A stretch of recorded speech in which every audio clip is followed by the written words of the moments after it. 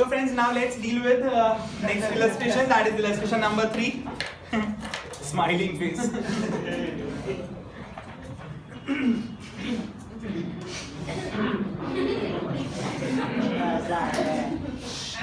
Now we have illustration 3 which is like this.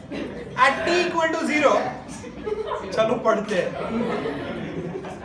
At t is equal to 0, a stone of 0.1 kg is released freely from high-rise building. Fine. ऊंची building, ऊंची है building, नहीं sorry, तो lift बनने से सारा पत्थर फेंक रहा है. चल. So stone of 0.1 kg is released freely from a high-rise building. Another stone of 0.2 kg is released from the same position after 0.1 second. बराबर. पहला फेंका 0.1 सेकंड में, दूसरा फेंका. समझ पड़ा कि नहीं समझ पड़ा? ओके. तो पहला आगे होगा, दूसरा पीछे होगा. We know that, right? ध्रुवित है ना? नीचे नहीं होगा, यहाँ होगा, यहाँ होगा. समझ पड़ा? फाइन. ओके. सो पहला स्टोन ज्यादा नीचे आ गया, दूसरा स्टोन यहाँ पे आ गया. क्लियर? पहला स्टोन 0 टाइम पे फेंका, दूसरा स्टोन 0.1 सेकंड पे फेंका. समझ पड़ा? क्लियर? पता चला? Now, at t equal to 0.3 second time, what will be the distance of center of mass at 0.3 second time? At 0.3 second time, what will be the distance of center of mass of the two stones from the original position? Neither stones are touching the ground. अब देख 0.3 second के बाद, बेटा यहाँ पे 0.3 second के बाद वो स्टोन कहाँ पे होगा वो ढूंढना है मुझे. तो मुझे D1 और D2 ढूंढना पड़ेगा कि नहीं ढूंढना पड़ेगा? ऊपर से दोनों फ्री फॉल खेल रहे हैं कि नहीं खेल रहे हैं? तो फ्री फॉल के लिए अपने पास इक्वेशन है, x = v0 + 1/2 AD². Fine. Okay. ऊपर से आ रहा है तो उसका a g = a हो जाएगा और 9.80 लेना है उसको, hopefully 9.8. Yes. So we can say that ऊपर से वो फ्री फॉल है तो हम ऐसा बोल सकते हैं d1 is equal to v0t plus half gt². 0.3 second के बाद वो कहां पे मुझे ढूंढना है. So I can say that d1 which is equal to free fall तो initial velocity 0 plus half g कितना है 9.8, t कितना है 0.3 का स्क्वायर. समझ पड़ा कि नहीं समझ पड़ा? This comes out to be, d1 comes out to be कितना है 0.441 metre. 0.441 metre. You can definitely calculate this. Fine. बाद में D2 के लिए हम क्या करेंगे? वो 0.1 सेकंड के बाद वी आर रिलीजिंग. यस और no? Fine. So we can say that गड़बड़ नहीं बनना है मेरे को.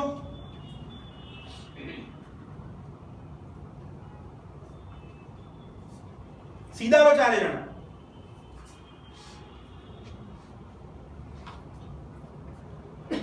D1 ये पता चला. D2 की बात कर रहे तो D2 के लिए M1 D2 हो जाएगा बाद में अपने लिए. चलो D2 के लिए क्या हो गया?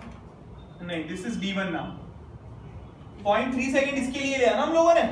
पता चला. यहाँ पे देख लो, यहाँ पे देखो 0.3 सेकंड के बाद M1 यहाँ पे पहुंच रहा है ना, तो ये मेरा D1 हो जाएगा कि नहीं हो जाएगा? बाद में D2 के लिए हम लोग ऐसा बोल सकते हैं, इसका जो पोजीशन है D2 उसके लिए हम ऐसा बोल सकते हैं 0.1 सेकंड के बाद हमने उसको छोड़ा. फाइन. तो उसका ट्रैवलिंग टाइम कितना हुआ? 0.2 सेकंड्स. 0.2 सेकंड उसने ट्रैवल किया ना. So we can say that d2 is equal to v0t plus half gt². So यहाँ पे t कितना आएगा? 0.2 आएगा. सो I'll be having 0 again free fall half g it's 9.8. This is 0.2 whole square which comes out to be 0.196. This is 0.196 meter. So I've got d2 as well. Now मेरे पास d1 I have, d2 I have, m1 I have, m2 I have. So I can easily calculate what is the center of mass, dcm. So I can say that dcm m1 d1 plus m2 d2 divided by m1 plus m2. m1 कितना है? 0.1 kg. So this is 0.1 multiplied by what is d1? 0.441 plus m2 it's what? It's 0.2 kg. It's 0.2 kg into d2 is what? 0.196. 0.196 divided by 0.3. 0.1 plus 0.2. Clear हुआ? You can easily calculate the answer comes out to be it is DCM is equal to 0.277. So DCM का value है 0.277 metre. ये clear हुआ कि नहीं हुआ?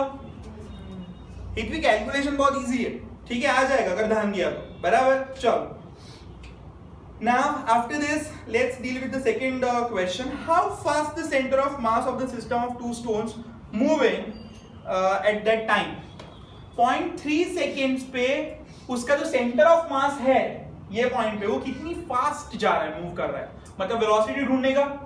पता चला कि नहीं पता चला? वेलोसिटी के लिए I have only one formula, that is VCM it is equal to m1v1 plus m2v2 divided by m1 plus m2. So I know m1, I know m2, I know this as well. I want to find out this, so I have to calculate v1 and v2. Again I have a formula, v is equal to v0 plus at. Yes or no? So I can say that v1 is equal to v1 is equal to v0 plus gt.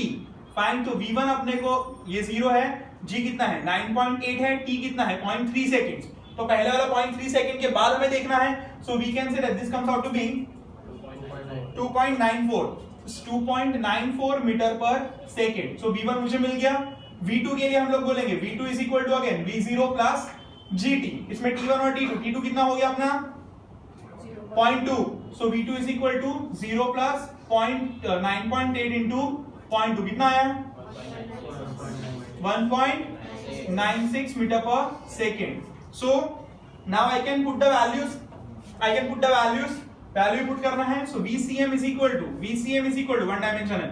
So M1 कितना है 0.1, V1 कितना है 2.94 plus M2 कितना है 0.2, V2 कितना है 1.96 divided by 0.3. What is this value? It is 2.29 metre per second. So this is my VCM. Clear हुआ कि नहीं हुआ? Third question is what will be the momentum of the system of two stones at this time? Momentum कितना होगा? m1v1 plus m2v2, that will be my momentum. m1 पता है, v1 पता है, m2 पता है, v2 पता है, तो डन, फाइन। VCM जो मिला उसके साथ 2.3 मल्टीप्लाई कर दे तो मोमेंटम मिल गया। क्लियर हुआ? तो VCM 2.29 मल्टीप्लाई 0.3 करो, चलो 0.69 आ गया मोमेंटम, 0.686 दिया हुआ है बुक के अंदर। क्लियर हुआ कि नहीं हुआ? Clear, fine. So we can easily calculate momentum. So total momentum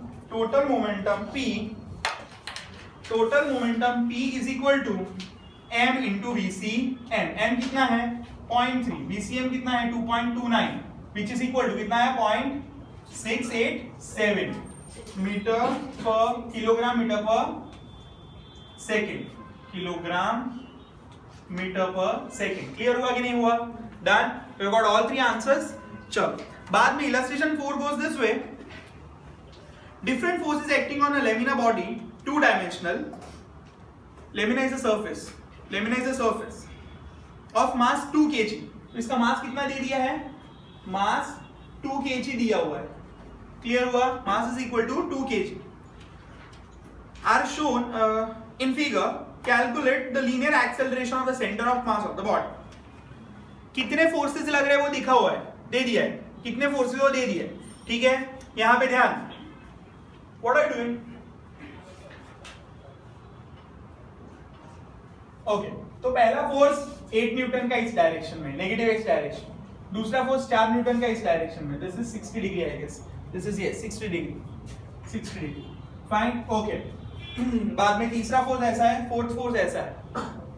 I want to find out acceleration of this entire body, fine. Acceleration find करने के लिए what am I supposed to do? तो I know one formula, चार forces हैं, कितने भी forces हो, F1 bar plus F2 bar plus dash dash dash dash plus Fn bar is equal to m into ACM। Yes और no? Total mass is given to me, पता चला कि नहीं पता चला?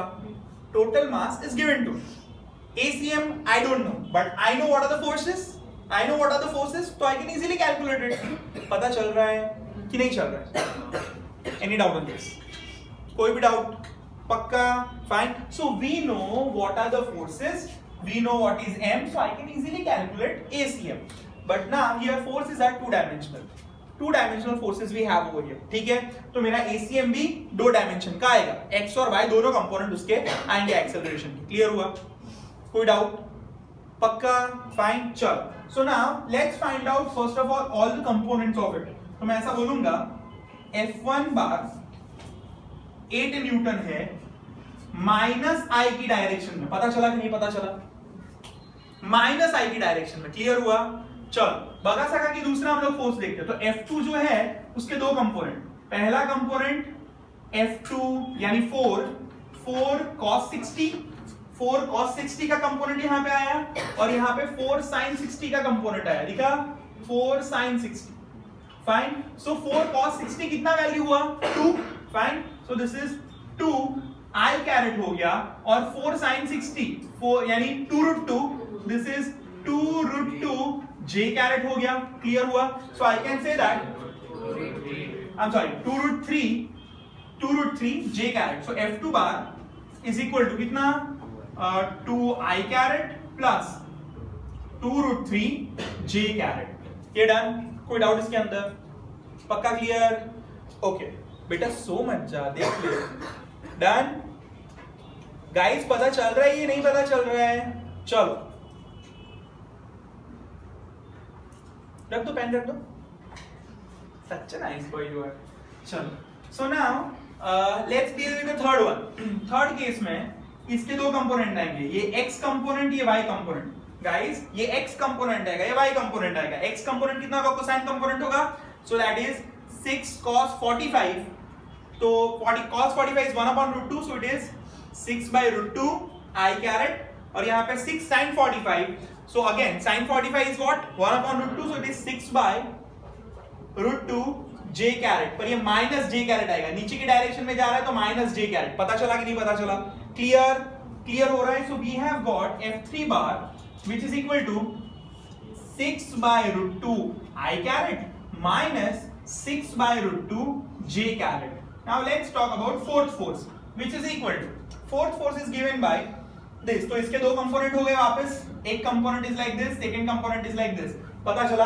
First component is like this, second component is like this. So this is 10 cos 60 which is equal to cos 60 is 1/2, so it's 5 I caret positive x direction and this positive y direction. So I can say that it is 10 sin 60 √3/2, तो 5√3 I caret, so which comes out to be 5√3 J caret. Sorry, 5√3 J caret. Clear हुआ कि नहीं हुआ?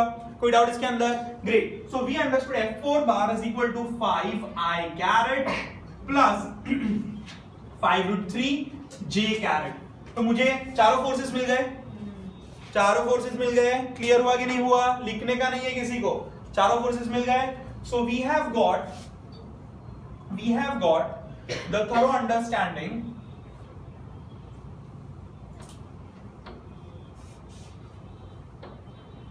चल. तो चारों forces हम लिखेंगे F1 bar plus F2 bar plus F3 bar plus F4 bar is equal to M into ACM. ये पता चला? फाइन. F1 बार कितना है? -8 प्लस ये कितना है? 2√3 प्लस थर्ड कितना है? 6/√2 -6/√2. फोर्थ कितना है? 5 5√3. पता चला कि नहीं पता चला? Is equal to M ACM bar. M कितना है? 2 kg. सो 2 ACM बार. क्लियर हुआ कि नहीं हुआ? बेटा पता चला? Good morning. ये क्लियर हुआ ये कि नहीं हुआ? पता चल रहा है बच्चा लोग सब ऊपर से जा रहा है, पढ़ रहा है ना? Great. I know after a long time we are studying for this long, है ना? पर हो जाएगा, धीरे धीरे सेट हो जाएगा. अब तो 3 घंटे पढ़ना है रोज का. फाइन. हाँ, 2 घंटे गुजरात बोर्ड और 1 घंटा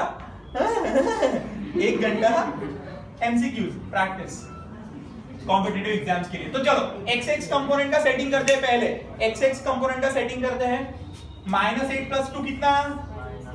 -6. -6 + 5 कितना? -1. तो -1 ये बचा ना, plus 6 by root 2 clear comma 0 plus 2 root 3 माने 2 root 3 plus 5 root 3 7 root 3 minus 6 by root 2 so 7 root 3 minus 6 by root 2 ये मेरा y कंपोनेंट हुआ which is equal to 2 ACM तो मुझे ACM मिल गया ACM जोड़ो 2 को नीचे डाल दे -1 plus 6 by root 2 divided by 2 comma 7 root 3 minus 6 by root 2 divided by 2 this is my answer over beta का second square clear लिखो चलो